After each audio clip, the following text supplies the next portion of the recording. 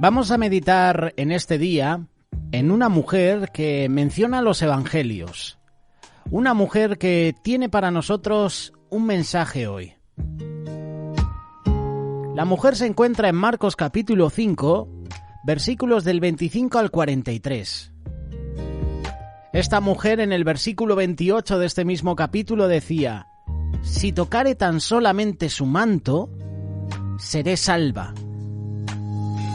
Ya sabes de quién vamos a hablar, ¿no? No tiene un nombre, al igual que la mujer samaritana, al igual que muchos personajes en la Biblia, al igual que muchos personajes en los evangelios, no se menciona su nombre.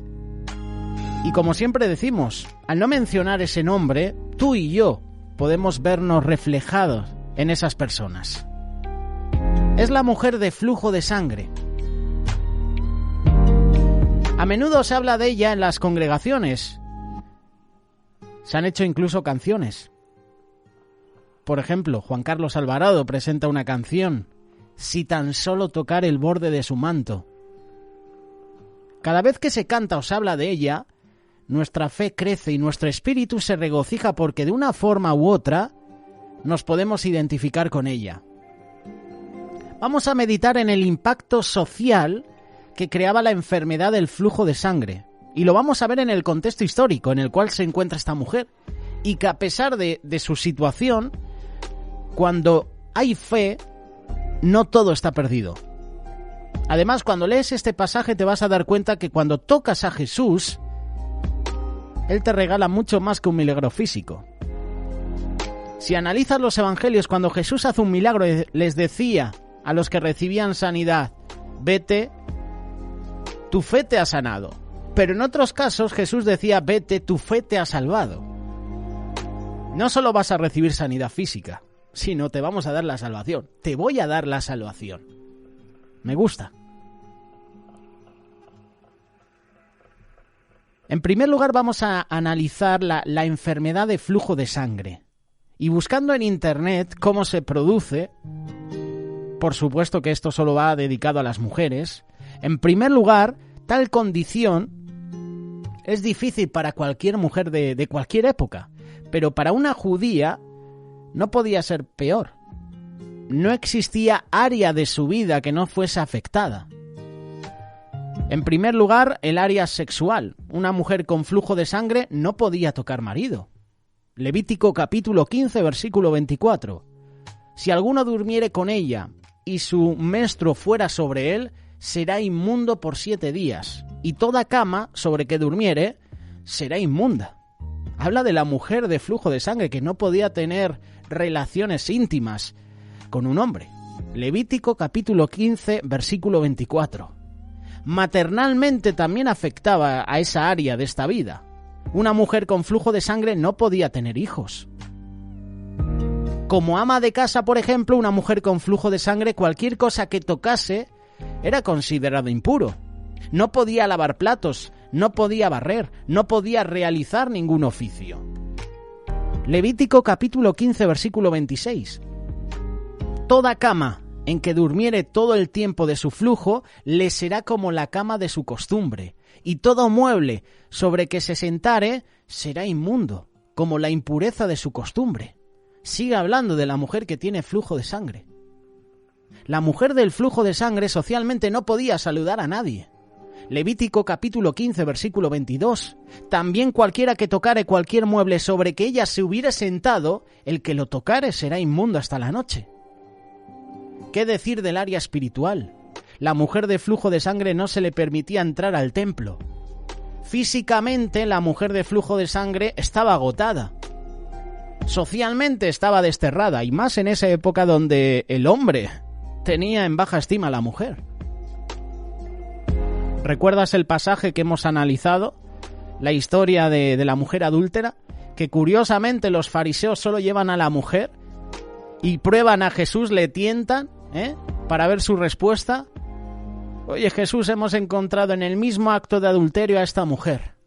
Curiosamente que solo llevan a la mujer. ¿Dónde está el hombre? Fíjate cómo tenían a la mujer en esa época. Y hoy en día también. Pero hoy en día la cosa ha cambiado. porque se están levantando movimientos ensalzando a la mujer de tal manera que al hombre ahora le están denigrando, le están dejando por los suelos. La mujer de flujo de sangre había buscado ayuda de muchos médicos, así lo dice la palabra. El Talmud sugiere no menos de 11 curas para tal condición. La mujer de flujo de sangre las había probado todas. Seguramente algunos tratamientos eran legítimos, otras eran en supersticiones tales como llevar en su lienzo las cenizas de un huevo de avestruz. Sí, esto es real. Las tradiciones. La verdad que cuando una persona lo ha probado todo, hace de todo con tal de encontrar la cura. Y fíjate las supersticiones que hoy en día uno se puede encontrar, con tal de que ese flujo de sangre, por ejemplo, desaparezca. La palabra de Dios dice que había gastado todo lo que tenía. La mujer del flujo de sangre había volcado todos sus ahorros financieros buscando la sanidad de su cuerpo. Y dice la palabra que cada día empeoraba. En vez de mejorar cada día, empeoraba.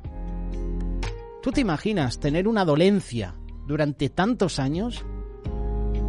Siendo sincero, una dolencia física puede limitarte espiritualmente.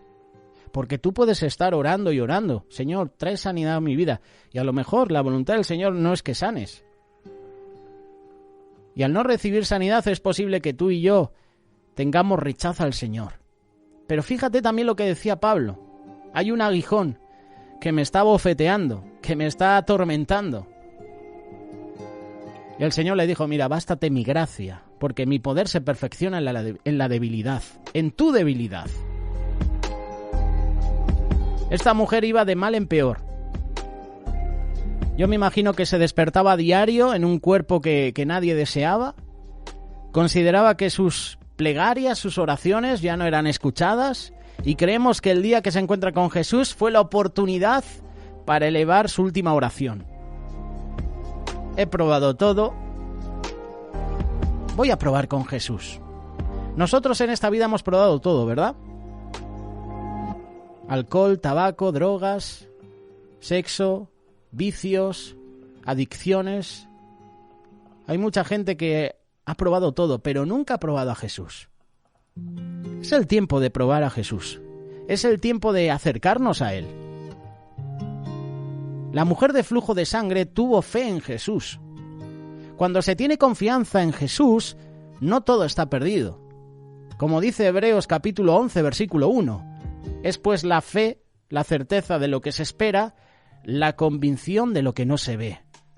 Cuando esta mujer llega donde está Jesús, Jesús ya está rodeado de gente. Jesús en ese momento se dirige a ayudar a la hija de Jairo.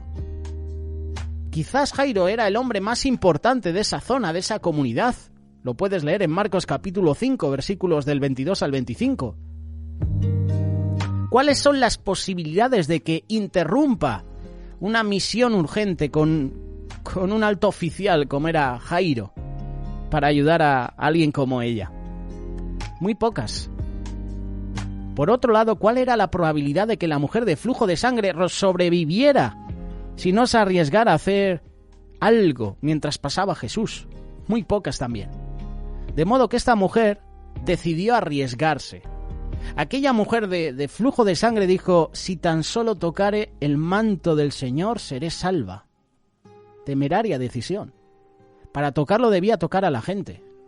Si uno de ellos la reconocía, adiós cura. ¿Qué opción le quedaba?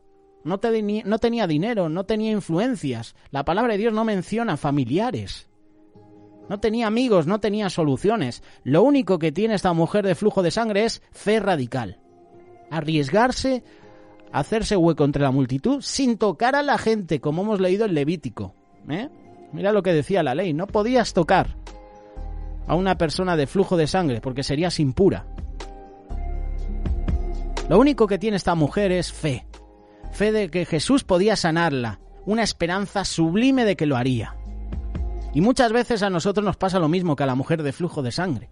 Dentro de nosotros existe ese pensamiento firme de fe y una esperanza sublime. No tenemos nada para dar y lo único que podemos ofrecerle a Dios es nuestro dolor. Pero también muchas veces sabemos que podemos acudir a Dios en fe y no lo hacemos porque viene ese pensamiento, ¿y si no soy sano qué? ¿Y si me acerco a Jesús y no recibo sanidad? ¿Qué pasará?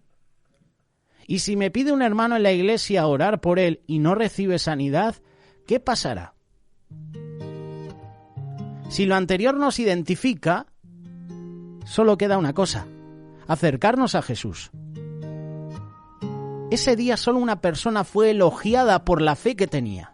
Me gusta esto porque esa gente que apretaba a Jesús, esa gente que estaba cerca de Jesús, se acercaba a él por curiosidad, pero solo Jesús identifica a esta mujer. Jesús estaba ahí entre cientos de personas, pero solo una se acercó a Jesús con fe. Y eso que las otras personas estaban cerca de Jesús. Esta persona elogiada no fue una generosa dadora, no fue una leal seguidora, no fue un maestro de renombre. Fue una pobre, tímida, marginada mujer de la sociedad. Una mujer con flujo de sangre. Una mujer que se aferró a Jesús, a esa fe de que Jesús podía hacer algo por ella. Y la mujer de flujo de sangre dijo: si tocare solamente su manto seré salva. Y la respuesta de Jesús fue decirle: tu fe te ha salvado.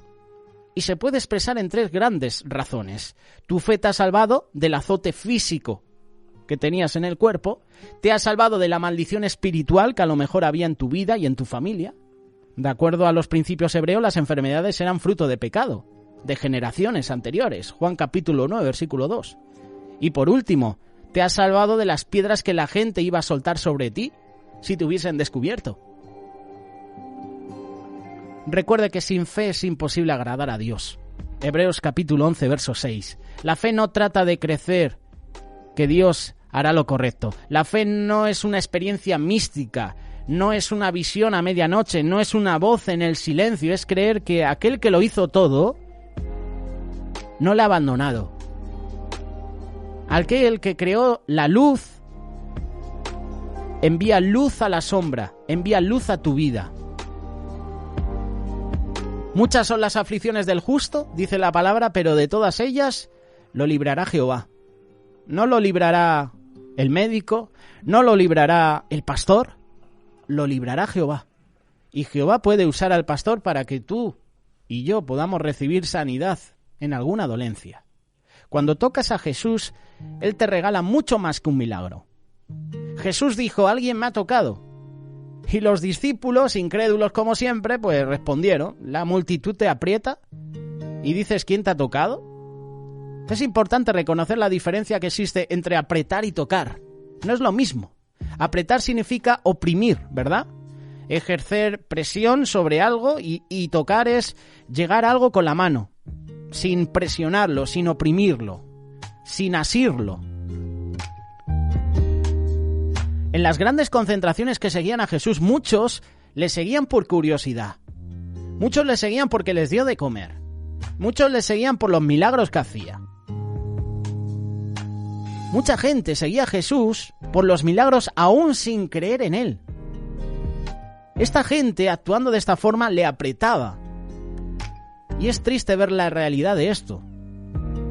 En estos tiempos hay gente que sigue a Jesús de forma, como la hemos mencionado, por los milagros que hace, por lo que Jesús me puede dar. Pero no seguimos a Jesús por quién es Él. Puedes observar en el pasaje que había gente que se acercaba a Jesús solo cuando tiene necesidad y está en tormenta, en tribulación, y ni confían en Jesús. Y cuando Jesús hace un milagro en su vida ya no lo buscan. Apretar a Jesús es no confiar en Él. Apretar a Jesús es seguirle solo por interés.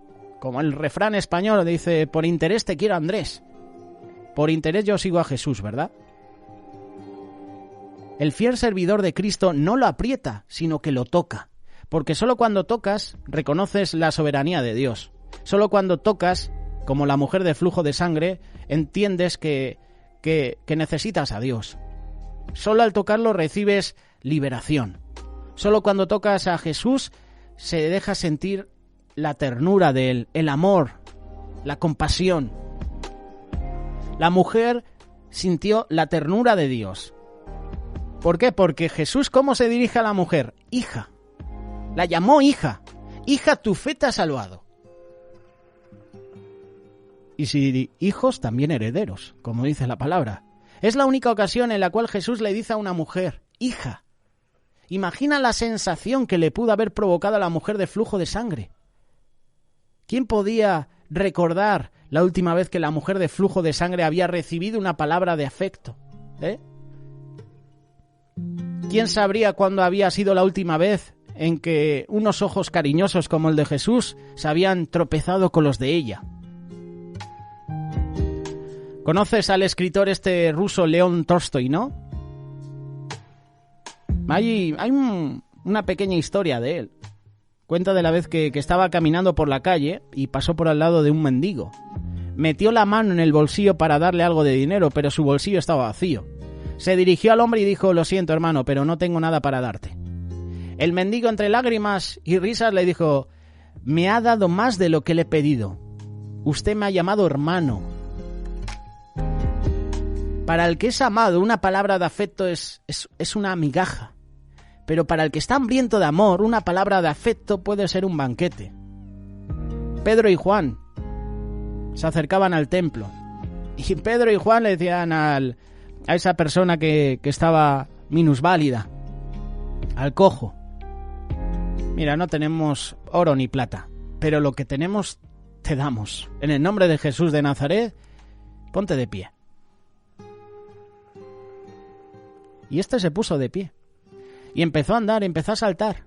Pero lo curioso es que recibe el milagro y no se va a casa como hicieron esos 9 leprosos cuando Jesús le dijo, porque la palabra de Dios, tú si lees el Antiguo Testamento, a los leprosos cuando recibían sanidad o se les había quitado esa lepra, tenían que presentarse al sumo sacerdote y el sumo sacerdote verificar que realmente habían recibido sanidad. Pues Jesús, respetando la ley, le dice a los leprosos, presentaos al sumo sacerdote. Solo uno vino a dar las gracias a Dios.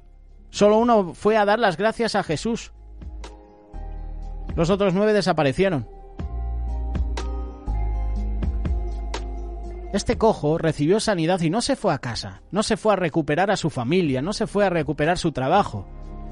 Dice que seguía a Pedro y a Juan y entró al templo gozoso. Cuando Jesús hace un milagro en tu vida, tú ya no eres el mismo.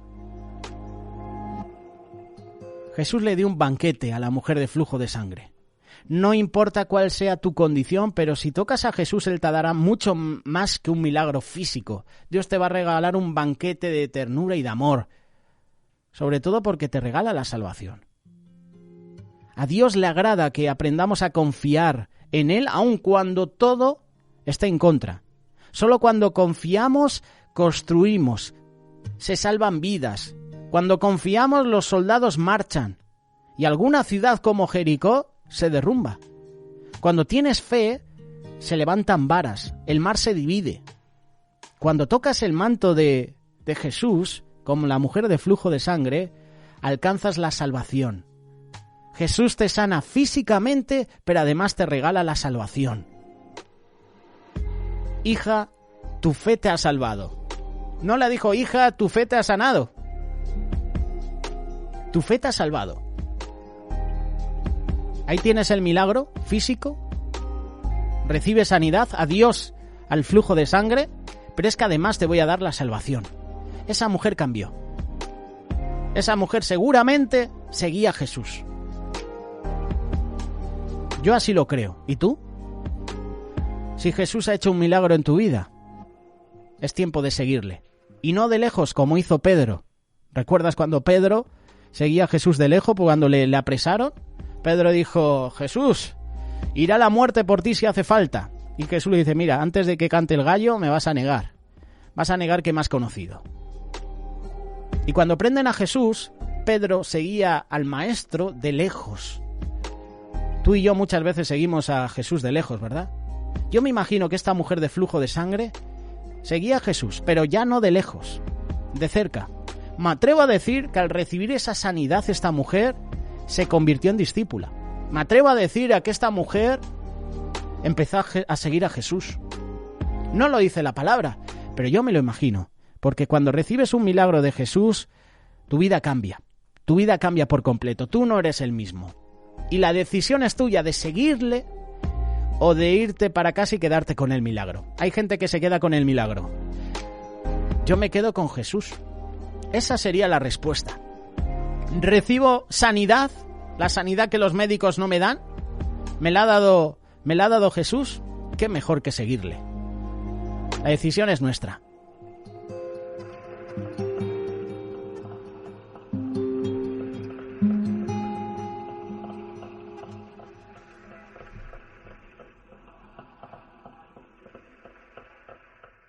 Radio Solidaria, una radio comprometida.